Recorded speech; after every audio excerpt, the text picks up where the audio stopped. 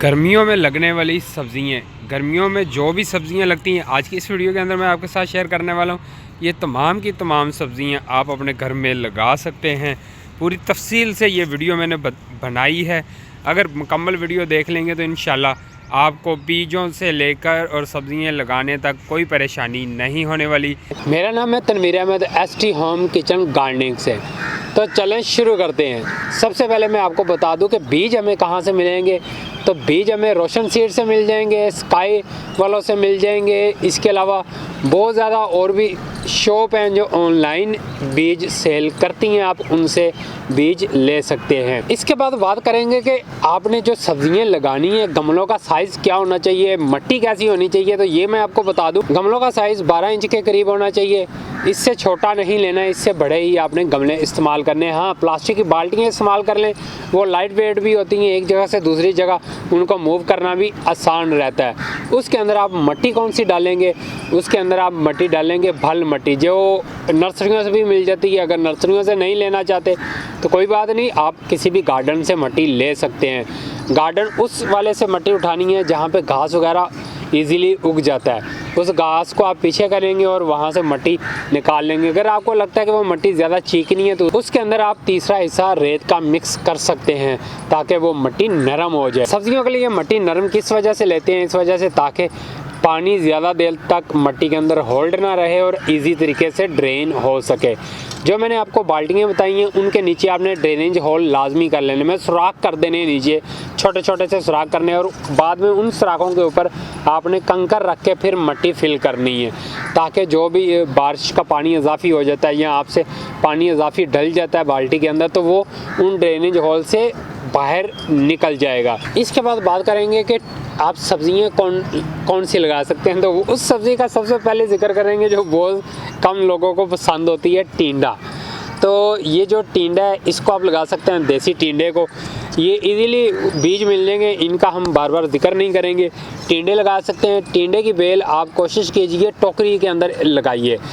टोकरी थोड़ी सी खुली होती है, एक बेल आप उसके अंदर लगाएंगे तो उसकी जड़ें भी इजीली पूरी मिट्टी के अंदर फैल सकेंगी और बेल भी उतनी बड़ी मिलेगी। अगर आप छोटा साइज़ लेंगे तो बेल का साइज़ आपको अच्छा खासा नहीं मिलेगा। इसके बाद बात करेंगे भिंडी की। भिंडी लगा सकते हैं, हाइब्रिड बीज भी लगा सकते हैं और देसी बीज भी लगा सकते हैं। अगर हाइब्रिड लगाएंगे तो एक पौधे के ऊपर से ज़्यादा आपको भिंडियाँ तोड़ने को मिलेंगी बानिस्बत देसी बीज के। बात करेंगे तोरी की।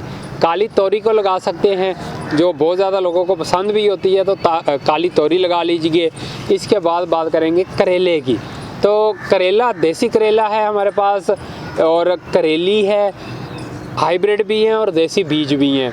कोई सा भी बीज आप लगा सकते हैं। हाइब्रिड लगाएंगे उसकी ज़रा बेल अच्छी हो जाती है और उस बेल को आप किसी भी दीवार के ऊपर या तारों के ऊपर लटका सकते हैं, वो जो कि खूबसूरत भी लगेगी। करेलों के बाद जंप करते हैं बैंगन के ऊपर। तो बैंगन, ब्लैक बैंगन, वाइट बैंगन और लंबे वाले बैंगन और पर्पल बैंगन, जामुनी बैंगन, ये सब कलर होते हैं इनके। तो ज़्यादातर जो चलते हैं वो जामुनी ब्लैक चलता है बैंगन और ब्लैक बैंगन चलता है। तो वाइट लोग इतना ज़्यादा पसंद नहीं करते, तो इस वजह से वो कम ही लोग लगा रहे होते हैं। मैंने वाइट लगाए थे तो मेरे पास काफ़ी ज़्यादा वाइट हो गए थे और घर वालों ने खाए नहीं और वो सारे बैंगनों को काट कर मुझे खाद बनानी पड़ी थी। बैंगन के पौधे के लिए कम से कम जो कंटेनर का साइज़ है वो आपको 15 इंच चाहिए ताकि वो बैंगन का पौधा अच्छी ग्रोथ कर सके। उसके अंदर बैंगन के बाद हम जंप करेंगे जी टमाटो की तरफ, जो बहुत ज़्यादा लोगों को पसंद है कि हमारे घर में टमाटर लगे हों। और टमाटर ऐसी फसल है कि आप पौधे लगा लें, ये इतने ज़्यादा लग जाते हैं कि आपसे खाए भी नहीं जाते और आपको हमसायों को देना होते हैं, तो उनको देकर भी आप फिर भी आपके पास टमाटो लगे होते हैं। एक पौधा जब टमाटो देता है तो एक दफ़ा आप तोड़ते हैं, फिर लगा देता है, फिर तोड़ते हैं, फिर लगा देता है। तो इस तरह वो उसकी पूरी एक चेन चलती रहती है। तो 3-4 दफ़ा एक पौधे के ऊपर से आप टमाटो ले सकते हैं। तो उस तादाद से आप पौधे लगा लें, 5 लगा लें, 10 लगा लें, 20 लगा लें, जितनी आपके पास जगह अवेलेबल है आप लगा सकते हैं। टमाटो की किस्म कौन सी लगा सकते हैं, जिसमें चेरी टमाटो है, बीफ टमाटो है, रोमा टमाटो है, रानी टमाटो है और बहुत ज़्यादा टमाटो की वैरायटी हैं। कोई सी भी आप वैरायटी को लगा सकते हैं। बेल वाली वैरायटी लगाएंगे तो जो उसको बोलते हैं इनडिटर्मिनेट वैरायटी, ये इसकी बेल बनती है और इस एक बेल के ऊपर जो कम से कम टमाटर लगते हैं वो लगते हैं 2 से 3 किलो, और जो ज़्यादा लगते हैं, जो आज तक का रिकॉर्ड है, वो 25 किलो एक पौधे के ऊपर लग जाते हैं। और वो आपकी केयर के ऊपर डिपेंड करता है कि आप पौधा कितनी अच्छी उसकी केयर कर पाते हैं और कितनी अच्छी फर्टिलाइज़र उसके ऊपर आप इस्तेमाल करते हैं। अब टमाटो के बाद जंप करेंगे हम प्याज की तरफ, जो हमारा ऑर्गेनिक गंडे। तो गंडों को लगाने का तरीका मैं आपको बता दूं, इसका तरीका बहुत सिंपल है। इसकी पनीरी ऑलरेडी मिल जाती है, बहुत ज़्यादा नर्सरियों ने लगाई होती है। लाहौर के अंदर मैं बात कर रहा हूँ, बहुत ज़्यादा नर्सरियों वालों के पास प्याज की पनीरी अवेलेबल होती है। आप अपने शहर में सर्च कर सकते हैं, आपको पनीरी मिल जाएगी। जैसे कि अगर आपको पनीरी नहीं मिलते तो एक सादा तरीका बताता हूँ। ये आपने एक प्याज लेना है, उस प्याज को मिट्टी के अंदर लगा देना है और उसका कुछ हिस्सा बाहर रहने देना है, और जो उसके नीचे वाला हिस्सा है वो मिट्टी के अंदर आपने दबा देना है। तो ये देखें कितना खूबसूरत लगे हुए हैं। ये देखें, ये प्याज ऊपर ग्रीन इसकी भूखें बनना शुरू हो गई हैं। तो अब 1-2 दिन और लगेंगे, ये नीचे सारा प्याज इसके गलना शुरू हो गया है। तो इसको फिर हम क्या करेंगे, इसको निकालेंगे यहाँ से, फिर एक एक शाख को अलग अलग करके लगा देंगे मिट्टी के अंदर। और जो जो आप पौधे को अलग अलग करके लगाएंगे तो इसके नीचे प्याज बनना शुरू हो जाएंगे। कैसी बात है। हाँ, अगर आपको प्याज का बीज नहीं मिलता तो फिर भी आपने टेंशन नहीं लेनी। इसी तरह एक साबुत प्याज लगा लें पकड़कर, उसके ऊपर फूल लगेगा, उस फूल के अंदर आपको बीज मिल जाएंगे। जब वो फूल ड्राई होगा लगा तो तब आपने उस फूल को काट लेना और उसके बीजों को झाड़ लेना। वो आपका बीज रेडी है लगाने के लिए। अभी जो मेरे पास प्याज लगा हुआ है, इसको मैं खादें कौन सी डाल रहा हूँ, इसको मैं डाल रहा हूँ NPK पोटाशियम फर्टिलाइज़र, जो कि मैं खुद अपने घर में तैयार करता हूँ।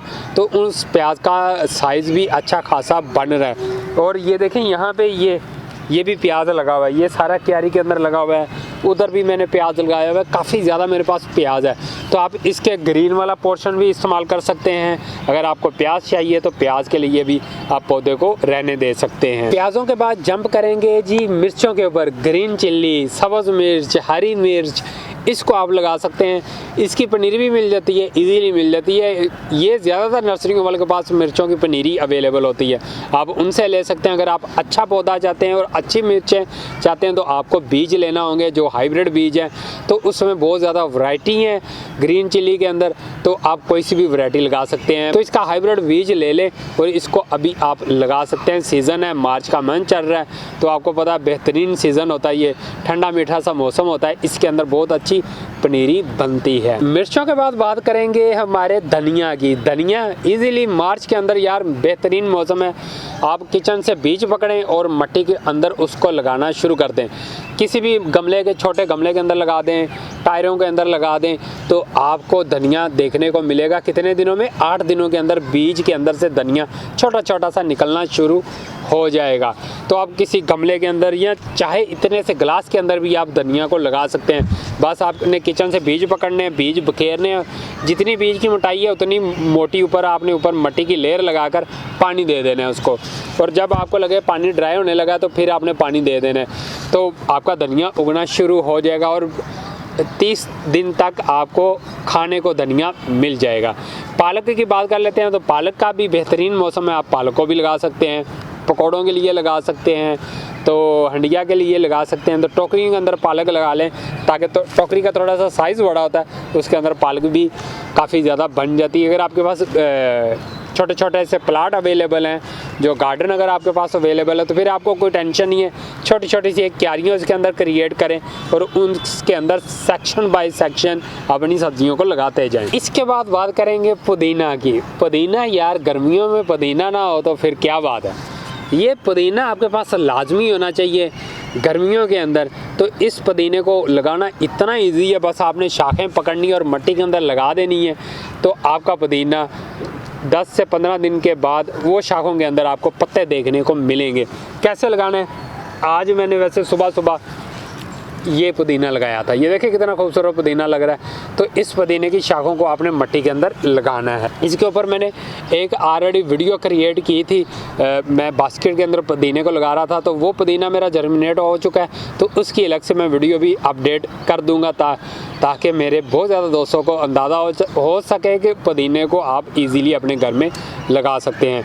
पुदीना पूरी गर्मियाँ चल सकता है। जब आपको लगे कि गर्मी ज़्यादा हो रही है, धूप ज़्यादा हो रही है, तो पुदीने को आपने शेडी एरिया में रखना है। शेडी एरिया मतलब दरख्त की छाँव के नीचे रख सकते हैं या ग्रीन नेट वगैरह लगा सकते हैं, तो उसके नीचे आप रख सकते हैं। तो अगर आपके पास ये चीज़ें अवेलेबल नहीं हैं तो आप दीवार का साया इस्तेमाल उस सूरत में करेंगे कि आपको उस पुदीने को फिर भी 2 से 3 घंटे धूप लाजमी चाहिए। चाहे सुबह की धूप लगे, चाहे पिछले टाइम की धूप लगे, लेकिन धूप उसको लाजमी चाहिए। बाकी जो दोपहर का टाइम है, हार्ड पीक होता है हीट का, तो उस टाइम अगर पुदीना आपका दीवार की छाँव के अंदर भी रहे तो कोई मसला नहीं। पुदीना आप सारी गर्मी अपने घर में रख सकते। और यहाँ पे मैं एक टमाटो के पौधे का सैंपल दिखा रहा हूँ। ये देखिए छोटा सा गमला है, बिल्कुल छोटा सा। कितना ये 7 इंच वाला गमला होगा जो 6 से 7 इंच का होता है, तो उसके अंदर मैंने ये पौधे को लगाया है। और देखें ये मेरे 2 छोटे छोटे से टमाटो लगे हुए हैं और ऊपर यहाँ पे टॉप पे फूल भी आ रहे हैं। तो ये मेरे टमाटो हो गए, ये फूल हो गए। तो कितना प्यारा सा गमला है। इसकी जड़ें देखें नीचे कितनी खूबसूरत तरीके से बाहर निकली हुई हैं। तो इसका मतलब क्या हुआ कि आप छोटे से गमले के अंदर भी टमाटो के पौधों को लगा सकते हैं। तो वही बात हुई ना कि टमाटो बहुत ज़्यादा लगते हैं घर के अंदर। इन सब्जियों की बात तो होगी, अब बात करते हैं कि इनकी जो खुराक है वो कहाँ से आएगी। तो इनको आप खादें इस्तेमाल करेंगे। खाद बहुत सिंपल है यार, जो किचन वेस्ट होता है आपका, उसको किसी भी प्लास्टिक के कंटेनर के अंदर आप डालते जाएं, तो वो कोई 1 से 2 माह बाद गलना सड़ना शुरू हो जाता है। तो वो जब गल सड़ जाए तो वो ब्लैक हो जाता है। तो उसके बाद उस मटेरियल को आप मिट्टी के अंदर मिक्स कर दें, वो बेहतरीन खाद है। इसके अलावा जो फास्ट तरीका चाहिए आपको, तो केले के छिलके छोटे छोटे से काट कर पानी के अंदर डालें उनको, और उनकी खाद बनाएं। वो 4 दिन के अंदर बनकर तैयार हो जाती है। तो वो लिक्विड खाद आप अपने पौधों को इस्तेमाल कर सकते हैं। उसको पोटाश या पोटाशियम फर्टिलाइज़र भी बोला जाता है। इसके बाद एक और खाद होती है जिसको NPK खाद बोलते हैं, जिसमें नाइट्रोजन, फास्फोरस, पोटाश वगैरह होती है। तो ये तीनों खादें करती कि हैं, एक का काम है पौधे के कद को बड़ा करती है, उसके ग्रीन वाले पोर्शन को बड़ा करती है, जिसे वेजिटेटिव ग्रोथ बोलते हैं। जैसे ये देखें मेरे पालक के पौधे की वेजिटेटिव ग्रोथ कितनी प्यारी सी है, और ऊपर ये इसके बीज बन रहा है। ये तो नाइट्रोजन इसके लिए बहुत ज़रूरी होती है। पोटाश है फल को इन्हांस करने के लिए, फूलों को लाने के लिए। तो ये सारी चीज़ें NPK अंदर आपको मिल जाते हैं। तो वो NPK आप कहाँ से हासिल करेंगे, वो बहुत सिंपल तरीका है यार, इतना सिंपल है। आप गुड़ लेंगे और बेसन लेंगे। बेसन जिसके पकोड़े खाते हैं यार, वो भी रमज़ान का मंथ चल रहा है, तो पकोड़े तो आप खा रहे होंगे, तो वो जो बेसन आप डालते हैं वही बेसन की बात कर रहा हूँ। और इसके अलावा आपको चाहिए पानी, और आपको गोबर चाहिए, मतलब गाय का गोबर मिल जाए या वर्मी कंपोस्ट मिल जाए। अगर वो भी नहीं है तो यार छोड़ें, कोई मसला नहीं है। मिट्टी तो होगी ना आपके पास, बस मिट्टी ही आपको चाहिए। आपने मिट्टी को छान लेना है अच्छी तरह से। बारीक वाली मिट्टी को आपने पानी के अंदर डालना है। आधा किलो मिट्टी डाल देनी है आपने। उसके अंदर आपने उसके अंदर आपने आधा किलो गुड़ डाल देना है, और बेसन आपने 20 से 25 ग्राम या 30 ग्राम बेसन डालकर उसको अच्छी तरह मिक्स करना है, और उसको ढांप के किसी शेडी एरिया में रख देना है, मतलब छाँव में रख देना है या कमरे वगैरह में रख देना है। तो उसको हर रोज़ आप 1-2 दफ़ा मिक्स लाजमी करेंगे।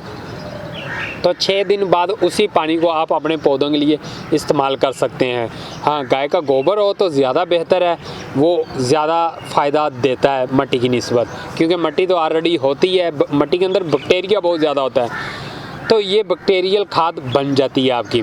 गाय का गोबर ले लें तो वो बेस्ट है। गाय का गोबर आपने 1 किलो डालना है। बाकी वही चीज़ें, पानी कितना डालना है, पानी आप 10 लीटर डालेंगे। उसके बाद एक और खाद आपको बताऊं, सिंपल सी खाद है यार। चावल तो बहुत ज़्यादा लोग शौक़ से खाते हैं, ख़ास तौर पर लेडीज़ बहुत ज़्यादा शौक़ से चावल खाती हैं। तो उसका एक सिंपल सा फार्मूला है कि आपने जो चावल भिगोए हैं उसका जो पानी है वो भी खाद है। वो जो आप पानी आप भिगो के रखते हैं, 2-3 घंटों बाद पानी को गिराते हैं, वो वाला पानी आपने पौधों को डाल देना है, वो भी खाद है।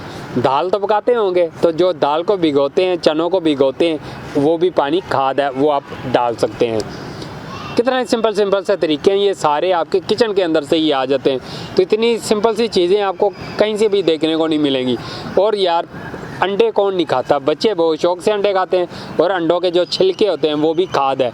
वो क्या है, कैल्शियम वाली खाद है। तो कैल्शियम हमारे टमाटर के पौधों को बहुत ज़्यादा ज़रूरी चाहिए होती।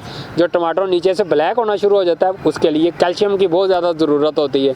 तो अंडे के छिलकों का आपने इकट्ठा करके उसको अच्छी तरह पीस लेना, पाउडर बना लेना। अगर पाउडर बना लें तो बेहतरीन है।